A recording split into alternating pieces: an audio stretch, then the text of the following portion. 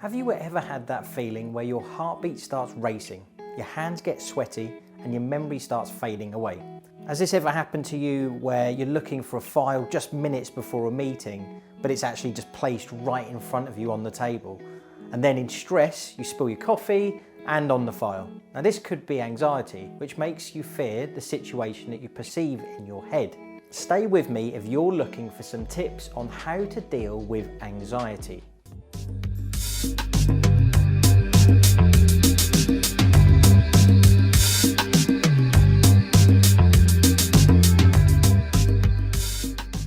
In this episode, I will share 7 tips that will help you with anxiety. Anxiety can make you lose control and fail to cope with a situation.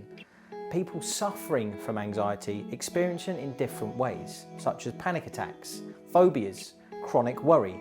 So whenever a situation comes up that's different from the usual, anxiety appears out of the blue. It makes you feel as if you're going to have a heart attack or lose control over yourself with a racing heartbeat and trembling legs, which in severe cases actually happens. And research shows that untreated anxiety can be a drastic threat, some as severe as early death, depression and suicide. Now if you think you suffer from anxiety, you must go and seek help. The tips I'm going to go and cover today are for more mild cases, but if you have strong thoughts on this, please seek help from a therapist or doctor, and I'd love to hear your comments of what you feel each of these tips I'm sharing today. So the first one is getting enough sleep. Having a good focus is a vital step towards mindfulness. Often you feel stressed and get irritated over small things when you don't have enough sleep. And moreover, inconsistent sleep patterns are a cause of various mental and physical health issues. When erratic sleep leads to anxiety, the stress disturbs the sleep cycle further and it becomes this vicious cycle. So therefore, when you feel stressed in the morning and feel as if your control is fading away, then for the next time, try having at least 6 to 7 hours of sleep, a little bit more. How much sleep you have, you sometimes need to tweak and decide how much it is that you need. For me, I need around 5 to 6 hours sleep. That's pretty good for me. Anything more than that, I don't feel very good. Anything less than that, I might be a little bit aggy. So work with it and test it out and see what works best for you, and then try and stick. No, I say actually, let's remove that word try. Make sure that you start getting into a disciplined habit of having the same amount of sleep. Go to bed the same time every day if you can. That's going to be one of the biggest supports, is making sure that you stick to a deadline and you keep that deadline and you keep that time that you go to bed. Because if you then have one day where you go to bed 3 or 4 hours later than usual, what happens is the day after you then wake up later and then that vicious cycle starts again, and then you're out of habit, you've broken it. Discipline is key. You'll start to see results very quickly once you get into this habit. Number 2 is have a good meal. Often when you're stressed, you start eating unhealthy. Look, we've all done it, I do it. And this is where you go wrong though. Your food has a great significance on your state of mind. An unhealthy meal adds more anxiety to your life, along with self-criticism. So moreover, stress increases our appetite, but that doesn't mean you start eating whatever, wherever. You need to keep the balance in your body.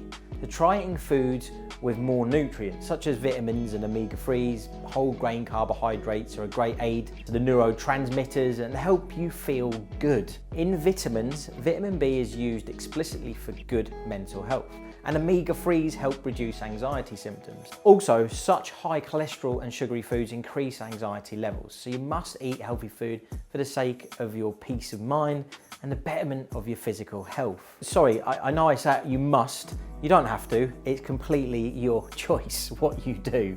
The videos I always make, or the podcast if you're listening through audio version, it's completely up to you what you do. This is just my recommendations and advice, and most of this comes from experience myself. I like a nice burger or something naughty every now and again.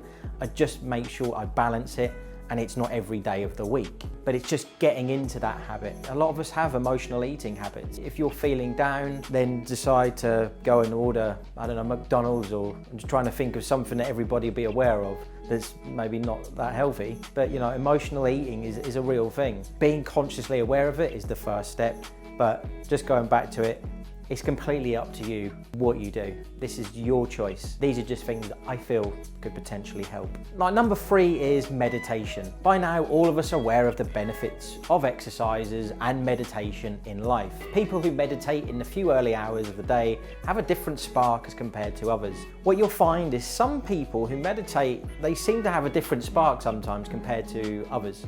This is just from my experience. Meditation can really help you have a clear mind, and even studies have shown that meditation increases the grey matter in the brain and helps the body stress less.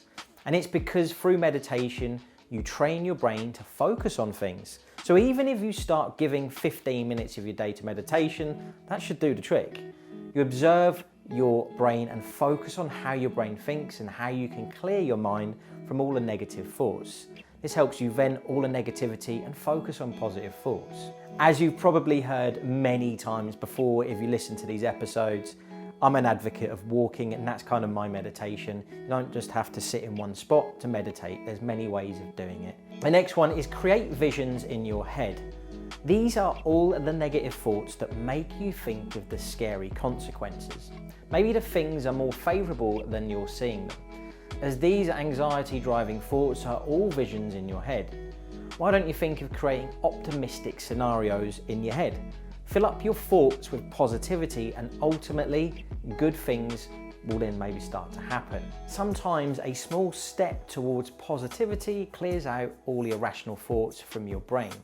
For instance, if what you thought disturbs your mind and hinders success, try changing your visions by thinking about the pleasing consequences. You'll start feeling excited, and you might then start to do things that you weren't going to do. You never know where the turning point of your life is. So the key is to think positively about the situation. And yes, bad things happen all the time in life, but it's how we deal with these situations is how we overcome them. So I'm not saying be positive all the time and happy. I'm not one of those guys, I'm pragmatic. But if you have a problem, instead of just focusing on the negative parts of that, focus on what the solution is and how you can make this into a positive. All right, step number 5 is pre-plan. So a great way to avoid anxiety is to pre-plan the situation. Now this is not going to work in every single situation because you can't plan for everything that ever happens, but you can plan for a lot more than what you might think you can. The symptoms of dread start to appear when an abnormal situation occurs. So if you know that you have anxiety issues, then why not pre-plan the case? Pre-plan in a way that what to do to carry the whole thing without any issues. Even if you've made plans and something else goes wrong, you can have a look at those cases as well. So try having a to-do list and develop more productive habits.